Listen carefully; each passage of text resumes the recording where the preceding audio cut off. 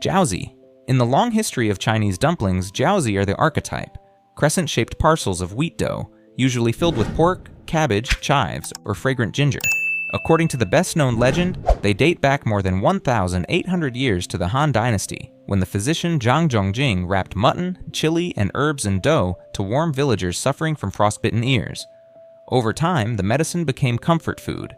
In northern China, where wheat rather than rice dominates, jiaozi became both an everyday staple and a New Year symbol, their curved shape often compared to old silver or gold ingots, and therefore to prosperity itself. Guotie. If boiled jiaozi are soft and yielding, guotie are their crisp-edged, pan-seared relatives. The name is often translated as pot stickers, a reference to the way the dumplings first cling to the pan before steam finishes the cooking. In northern styles, especially associated with Shandong, they are often elongated, half-moon-shaped, and sometimes left open at both ends. That method creates a contrast that explains their appeal: a golden brittle bottom, a tender upper wrapper, and a juicy center that can taste richer than boiled dumplings because browning concentrates aroma. They are less ceremonial than jiaozi, but arguably more dramatic on the plate. Wonton. Wontons belong to a different branch of the dumpling family, defined by thinner skins and a more delicate structure. National Geographic notes that the most familiar version outside China is the Cantonese style, usually served in broth and often with noodles. The classic filling is pork and prawn, mixed until springy and wrapped in near-translucent dough that cooks quickly in gently boiling water. One old explanation traces the northern name Han Dun to historic Han invaders, suggesting the dumpling once carried a symbolic edge as well as a culinary one. Today that meaning is mostly lost, replaced by texture: slippery wrapper, buoyant filling, clear broth, and a clean, elegant finish. Baozi. Baozi are dumplings in the broadest Chinese sense, filled dough surrounding a center, but with a very different architecture from jiaozi. Britannica describes bao as a yeast-leavened filled bun, closely related to mantou, the plain steamed bun from which it evolved. The filled form is commonly linked to northern China and often dated to the Three Kingdoms period, between 220 and 280 CE. Because the dough is risen rather than rolled thin, baozi are softer, thicker, and more bread-like, with a fluffy crumb that can absorb juices from pork, vegetables, tofu, or sweet fillings such as red bean paste. They are less about sharp edges and more about softness, warmth, and volume. Xiaolongbao.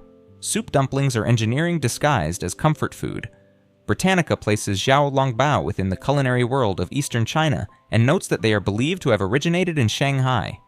Shanghai's official account traces their modern form to 1871, when Huang Mingxian and Nanxiang refined older stuffed buns into smaller, thinner, more delicate dumplings by adding meat jelly to the filling. During steaming, that jelly melts into broth, creating the dish's signature surprise. The wrapper must be thin enough to feel refined, but strong enough to hold hot liquid.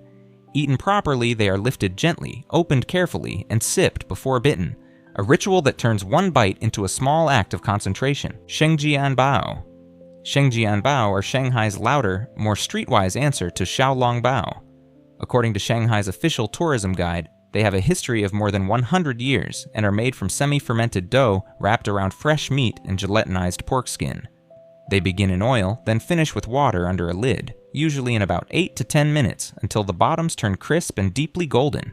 The result is a dumpling with 3 textures at once: fluffy bread-like top, juicy filling, and a crunchy base scattered with sesame and scallion. They are breakfast food, snack food, and queue-forming food, less delicate than soup dumplings but arguably more satisfying. Shaomai.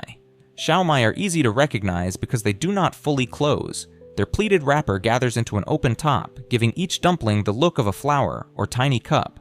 The world of Chinese traces the dish to Hohhot in Inner Mongolia, between the Ming and Qing dynasties, where it was first described as a side dish eaten with tea in tea houses. That origin still lingers in the name, which once suggested something sold on the side. In Cantonese dim sum culture, Shaomai became more familiar internationally as Siomai, typically filled with pork, shrimp, and vegetables. Rich and compact, they are often eaten with tea or vinegar because the filling can be intensely savory. Har Gow. Har Gow are the precision test of Cantonese dim sum. The Hong Kong Tourism Board describes them as shrimp dumplings with translucent wrappers, at least 7 pleats, and generous prawn filling. That combination makes them both simple and technically demanding. The skin must be thin enough to reveal the shape beneath, but strong enough not to burst in the steamer. Served hot, they deliver a sequence of textures that defines good dim sum, Slight resistance from the wrapper, a juicy snap from the shrimp, and a clean ocean sweetness that lingers without heaviness.